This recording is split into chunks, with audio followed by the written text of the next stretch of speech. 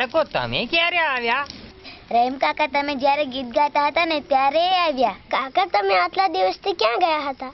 રવિ, હું બાજુના ગામમાં બાળકોને બનાવવા માટે ગયો હતો.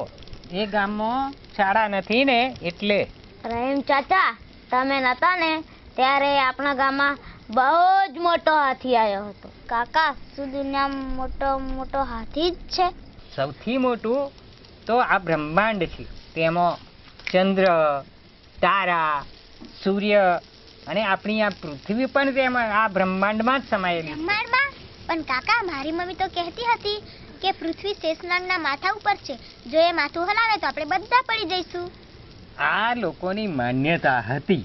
વૈજ્ઞાનિકોએ કહ્યું કે આ પૃથ્વી ગોળ છે અને એક વિદ્વાન આર્યભટ્ટે કહ્યું કે એ પોતાની ધરી ઉપર ફરે છે.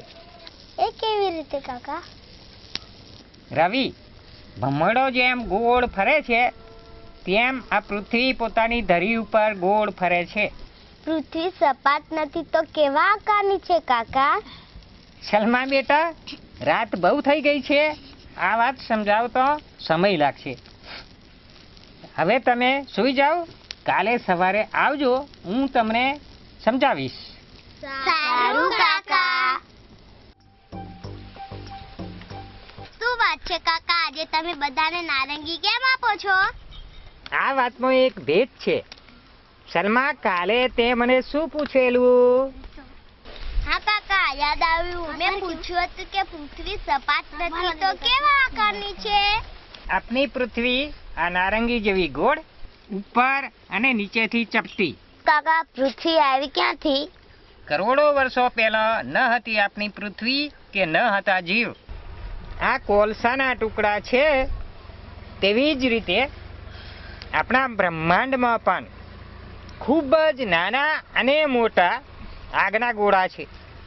આ ગોળા લાવારસ, ગરમ પ્રવાહી અને વાયુઓના બનેલા છે. એક દિવસ એક આગનો ગોળો ખૂબ જ ગરમ થઈ ગયો. પછી એ ગોળામાં એક મોટો ધડાકો થયો. આ કોલસો જુઓ, એવી જ રીતે એક મોટો ધડાકો થયો.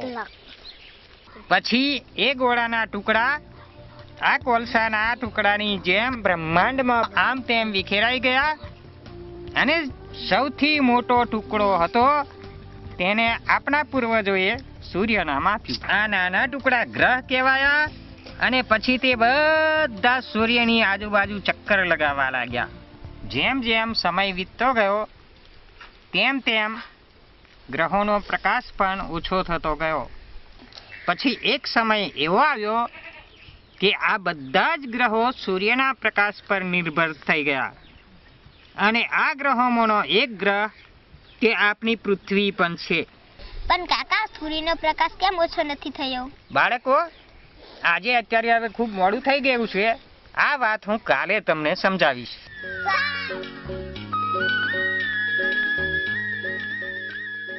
કેમ છો બાળકો?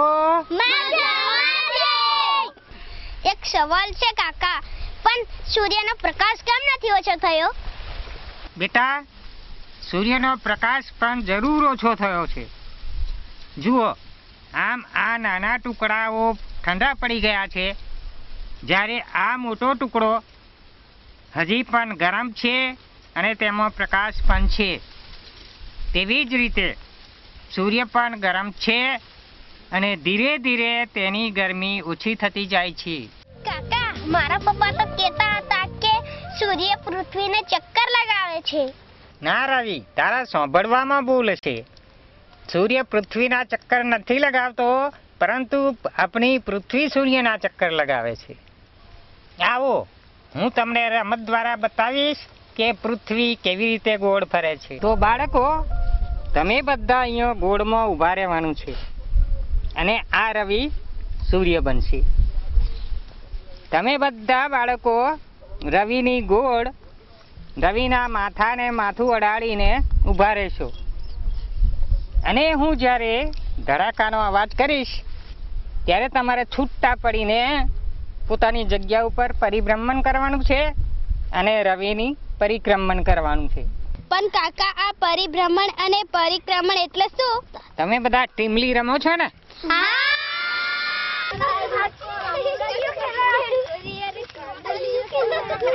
પોતાની જગ્યા પર ગોળ ગોળ ફરે એને પરિભ્રમણ કહેવાય, અને મારી ગોળ ગોળ ફરતા હતા એને પરિક્રમણ કહેવાય. તો બાળકો સમજ પડી ને?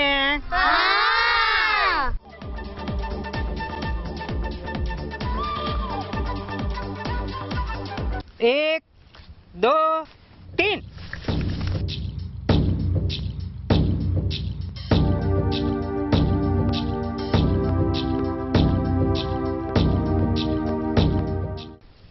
આવી જ રીતે આપણા બ્રહ્માંડમાં પણ ધડાકો થયો અને જે ટુકડા છૂટા પડ્યા તે બધા આ ગ્રહો કહેવાયા. તો બોલો, આમાંથી સૂર્ય કોણ છે? તો પૃથ્વી ક્યાં છે?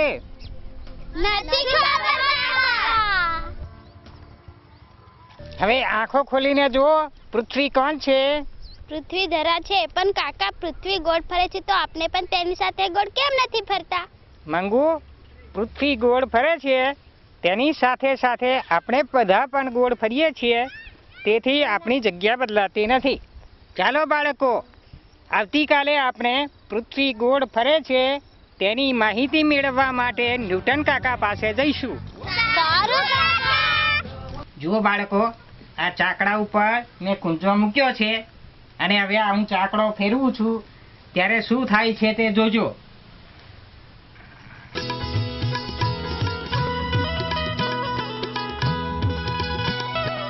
આ ચાકડો ફરે છે તેની સાથે સાથે આ કૂંજો પણ ફરે છે, છતાં પણ તેની જગ્યા બદલાય છે?